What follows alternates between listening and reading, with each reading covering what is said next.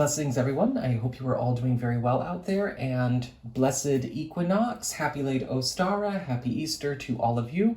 In this video, I am going to be sharing with you something that I like to do after I have already done some kind of spiritual working or major ritual or major activity with my divinely aligned guides, my divinely aligned ancestors and allies, right? All of my spiritual assistants and teams. And that is lending crystals, figurines, and all kinds of different objects for them to bless and empower and also take hold of and invite their presence to be more strongly felt and present in my space and in my reality. And I only do this after I have done a big working with them, or I have made some kind of offering or prayer or got engaged with them in some kind of spiritual work. But while, some of that is still going, whether it's the incense or whether it's the candle, right? The actual casting is done, the prayers are done, but the energy is still there. I like to invite them to take over something that I have so that they can cleanse, clear, bless, and charge it, and then also be present, right? Whatever they wish to lend me as I work with them, I like to have that presence there, right? Creating a bridge. And so that's what we are going to be doing today. So of course, I've still got some incense burning. I'm burning frankincense here. And this candle has been burning down for over a day. So of course, I put it out and lit it again after I didn't burn it overnight. But since all of that energy is still there and working, and my guides and my allies are still present, it is perfectly safe and strong and ready to go to work. We're taking some of the energy from the working and inviting, of course, our loved ones, our guides, and our divine allies to take over in perfect love and perfect trust something that we wish to have as an embodiment of their presence and their beneficial influence, their guidance, protection, whatever they're bringing in through these tools into our world or into our home. So what I've decided to do is get a few stones and get some figurines. I have these little gnome figurines that I bought from the grocery store actually last year. And they are quite significant to me, especially with regards to my great-grandparents as well as my grandfather. I've also got some crystals here and some other goodies. And what I'm going to do is I'm just basically going to hand them over, and I'll show you how. It's very, very simple. The only thing that you really want to make sure of in this situation is that you already have a working with your guides, with your allies, your divinely aligned ancestors already going, right? You want to make sure that you've already done some kind of work, because that work is the bridge for all of this to happen. What we're going to do is we're going to take just one of our little gnomes here, and I'm just basically going to be very, very clear and very, very simple, knowing very well, that they are already with me, my guides are already with me, because clearly everything's still working. And I'm just going to say something simple like, I surrender this gnome, I surrender this figurine to be cleansed and cleared completely.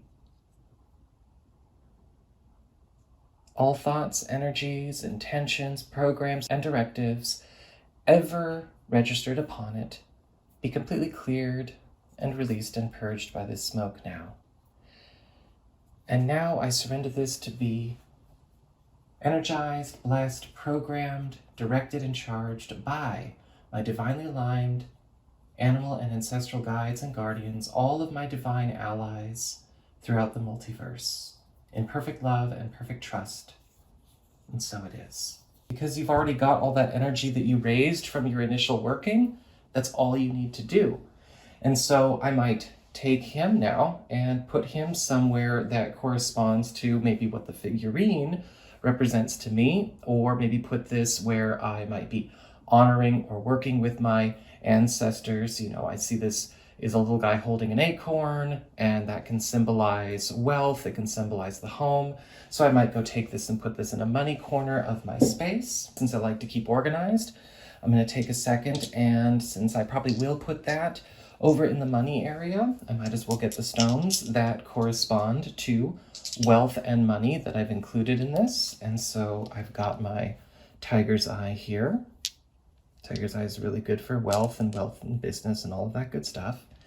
And we're just going to do the same thing, right? So I surrender this stone, or you can do all of them at once, as long as you kind of, you know, maybe leave some openings for the smoke to touch it. I go like this sometimes. I surrender these stones to be cleansed and cleared, and so it is clear. I surrender these stones in perfect love and perfect trust, to be programmed, energized, charged, blessed, and in the care of all of my divinely aligned animal and ancestral guides and guardians, my divinely aligned ancestors, all of my divinely aligned allies throughout the multiverse, in perfect love and perfect trust. And so it is. Blessed be. So let's say I wanted to maybe call in some protection. So I would then choose maybe a stone that corresponded to protection, right? I've got my amethyst here. That's good for psychic protection. If I wanted to, you know, grab a different stone, I could have used a tiger's eye for protection, or maybe an obsidian. This is what I did with this exercise last night, my big boy here, but I keep him on my altar. Or you might find another stone like a black tourmaline or something like that. I'm actually going to choose another gnome, and it's this big boy right here, who's got his garland and, you know, kind of a wreath, maybe whip some baddies, you never know. Okay, so I surrender these objects to be cleansed and cleared, puritized and divinitized. All thoughts, energies, intentions, and programs ever registered upon them be now cleared and purged in this smoke.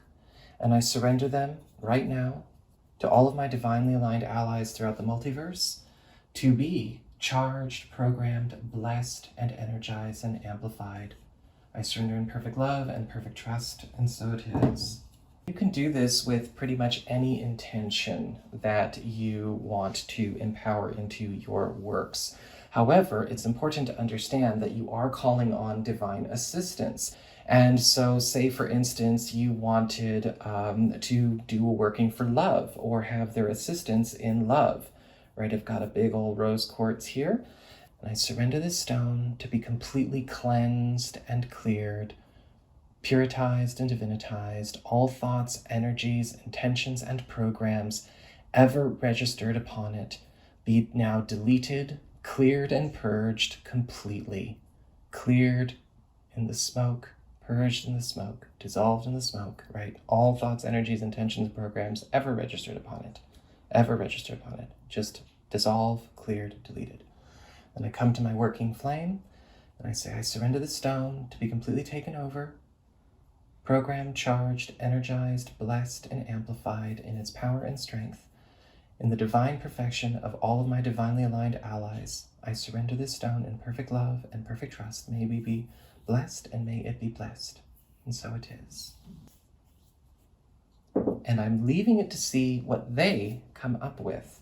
So this is definitely a practice where you need to be open, right? You need to be open to the faith, open to what your guides and your divine allies are doing for you. It might not follow your script. It might not follow your narrative. It might be superior. Most of the time it is, I've found in my experience. And so, you know, you want to make sure that you are doing this in a way where you are open and keeping an open mind to the blessings that come. It's also a really good way to jumpstart your engine if you've been feeling kind of disconnected from spirit, or if you're brand new to the practice and you are maybe working with prayer, you're working with offerings, and you're working with guides, but you're not necessarily sure how you feel about magic and spells. This can be a good way to kind of work yourself up to that. You can do this whenever you want, as often as you want.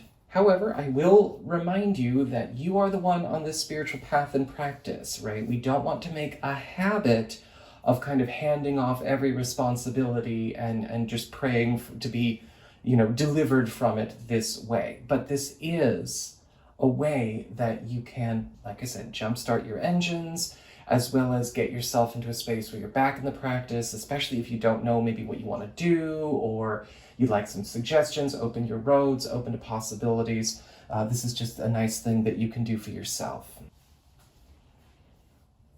And I suggest that you give it a shot, right? You don't necessarily need to be doing a full-on spell or a full-on special holiday working like this. This can be something simple, something small that you're doing.